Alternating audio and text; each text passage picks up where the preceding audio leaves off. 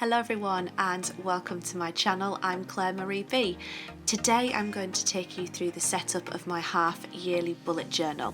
For the last year I've been using Scribble Dot, which is the journal on the left hand side, and I wanted to try something new, so I'm going to move on to an Archer and Olive journal, which is the one on the right hand side. If you've been following my journey so far, you may have watched my video at the start of the year where I set up my 2021 journal, and that journal is now pretty much full, so it's time for me to start the second half of the year and set up a journal in order to do that.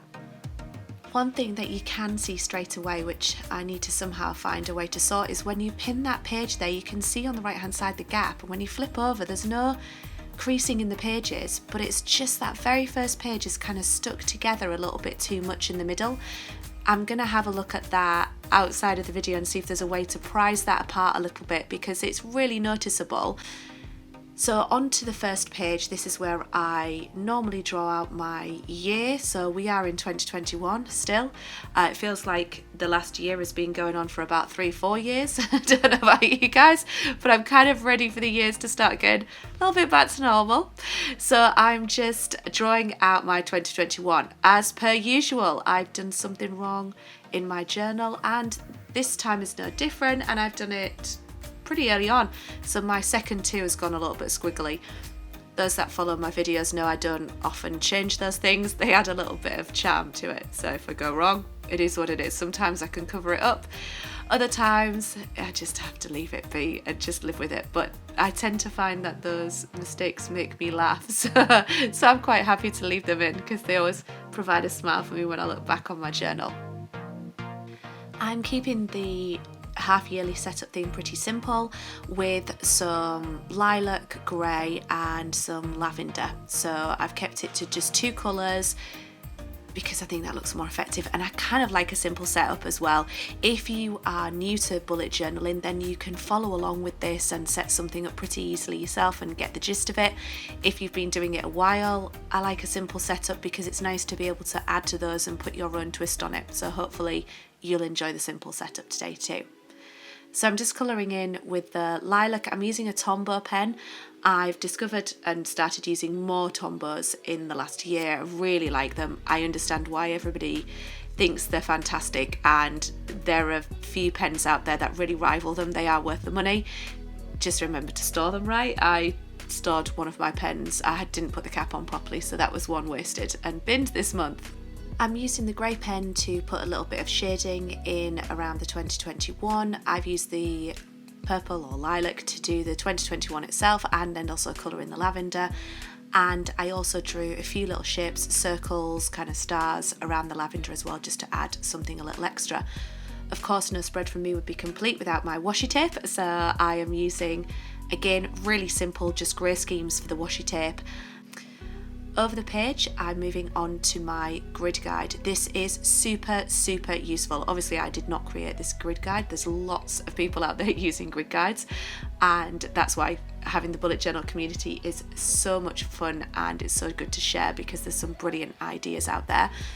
The grid guide helps me to really easily set up my monthly spreads and my weekly spreads, because all the counting, all the working out is done for me, and I can just flick back to this cover page, and with it being right at the beginning and on the left hand side, it makes it even easier to flip back to. Just have a think, look back on some of your previous spreads that you've done, or if you're a complete beginner, there's plenty of grid guides out there, or follow mine, set up the basics, and once you get going with bullet journaling, you'll realise what are the standard setups that you use a lot and what would help to be drawn out on this page.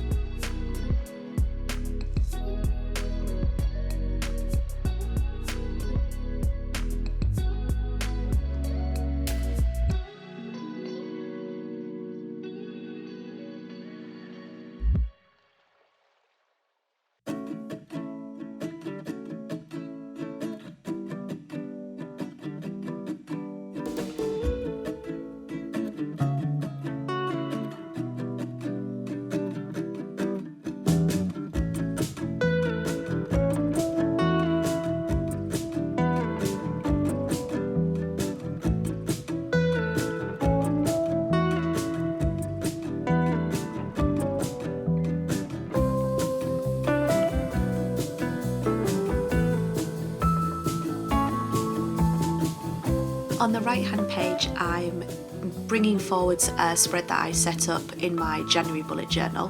That's one of the really good things about setting up your half year journal. You can look back at the start of your year and carry over the spreads that you know that you want to use again, the things that really worked for you. This for me was a memory wish list. So obviously in 2020 there are a ton of things that none of us were able to do, and simple things that you really take for granted we were all pretty much prevented from doing. I haven't seen my family in a really long time, haven't hugged people, some real basics, and I just created a spread in January to capture what were the memories that I wanted to create in 2021. It's so interesting to look back now and think of the things I thought that we would have already been doing by now. And of course we've got to keep everybody safe and take the right steps at the right time. It's just surprising that it's been this long. So I wanted to carry on the memory wish list from the start of the year, put some new memory ideas on here as well, and I hope that they get to happen. Over to my future log. At the start of the year, when I drew out my future log, I drew out January to December, all of the months together. Now that we're halfway through the year, I don't need January to June anymore. I'm just going to be drawing July through to December. I like to have a column so that I've got plenty of space for things that are happening. Like me, I'm sure you've had lots of plans and dates and things in the diary, and sadly each of those things either gets cancelled or postponed a lot more because of the current circumstances with COVID. So I'm finding that I need to have as much space as possible on here to write future things down, postpone them, change the dates, all of those things. The first journal that I set up last year with this, I listed out the individual dates underneath, so in a long column, dates 1 to 30, and then I was writing in every single individual line. That doesn't work for me anymore because I might have two things on the same day, or I might want to use the space a little more effectively, and I really don't like waste of any kind, even wasted space in the journal. I've therefore changed things a little bit with my approach on this, and I put the months in at the top, so I've got a quick easy reference of the days of the week. You'll see that I'm going to list out the Monday, Tuesday, Wednesday, Thursday, Friday, and then list 1 to 31 as applicable for each month.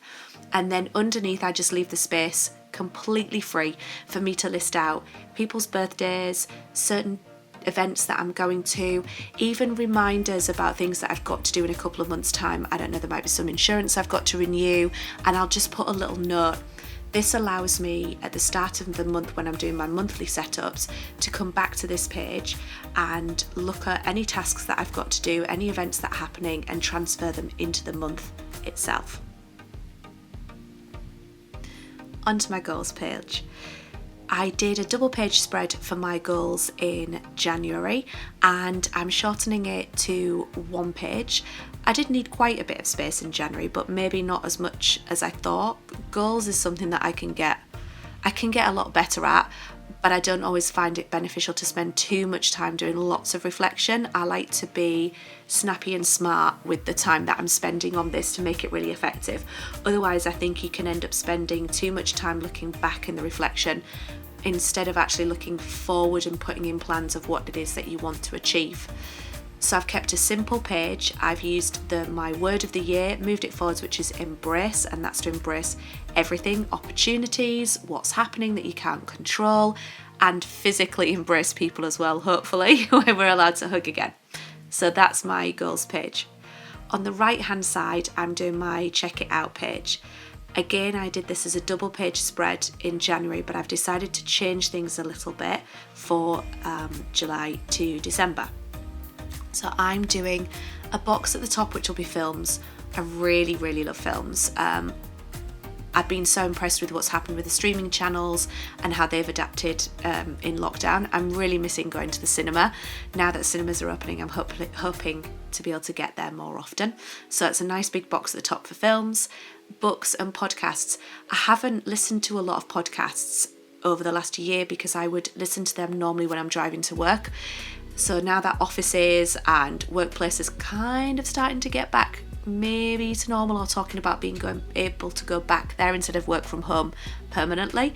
I'm hoping to be able to check out some more podcasts or be able to find time for podcasts in my life how it is at the moment. On the other side of the page, I'm then setting up the TV shows. That's the most that I watch. I watch more shows and box sets than I do probably films, and I wanted to have a separate section for this. So I'm creating a grid with 2 columns for me to be able to list the show and then list some details. That might be what I've watched it on, either the channel or the subscription box for that. Often I find when I'm recommending programs to people, I'll forget what service I watched it on, and yeah, it's more helpful if I've got the detail and I can remember. Also, I forget and think, oh, it's the 2nd series or the 3rd series of that out, and then I can't remember where I watched it. So that's why I want to list some extra details, or put on there that something was absolutely fantastic, or recommend it to a certain person if that's what I want to do.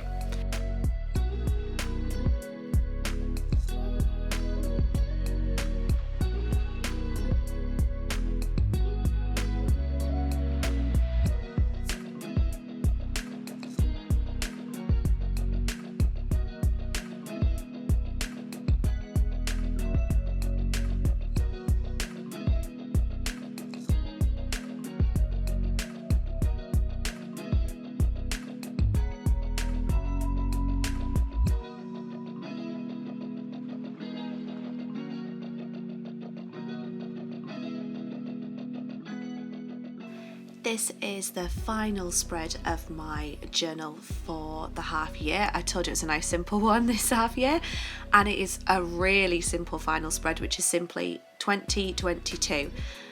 There's a lot of things that have been cancelling, postponing, or things that I think about that I want to do in the next year when lockdown releases more, when we're able to see other people. And I've got dates already in the diary for next year of concerts that I've postponed and sadly had to postpone again really recently. This page is for me to list all of those things. This is going to be the perfect page for me to come back to later in the year when I'm ready to set up my 2022 journal. I'll be able to come to here, I'll have a list of things all ready for 2022, and I'll simply be able to put them into the future log ready for the year. Here's the full flip through of my half year setup. Thank you so much for watching today and joining me. If you like my content, please subscribe so that you'll be alerted to future videos when I post them. And I really look forward to sharing more of my monthly plan with me's and yearlies.